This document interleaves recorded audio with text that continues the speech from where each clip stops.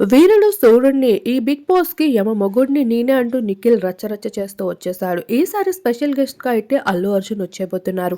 ఇక పుష్ప మూవీతో అల్లు అర్జున్ కాంట్రవర్సీస్ లో నిలిచినప్పటికీ కూడా వాటన్నిటిని పక్కన పెట్టి షూటింగ్ సెట్ లో అడుగు పెట్టడం జరిగింది. ఇక విన్నర్ కి ఆ అల్లు అర్జున్ చేతుల మీదుగా అయితే 55 lakhs ప్రైజ్ మనీతో పాటు 3 BHK ఫ్లాట్, అలానే BMW కార్, ఇలా ఎన్నో బహుమతులు అయితే ఈసారి బంపర్ గా అందుకుంటున్నారు. ఇక నాగమామ కూడా సీజన్ ఫినాలి అంటే ఎలా ఉంటాడో తెలిసిందే కదా! ఆ హుషారు, ఆ లెవెల్ అయితే ఏమాత్రం తగ్గేదేలే అంటూ రెచ్చిపోతూ కనిపించేశారు.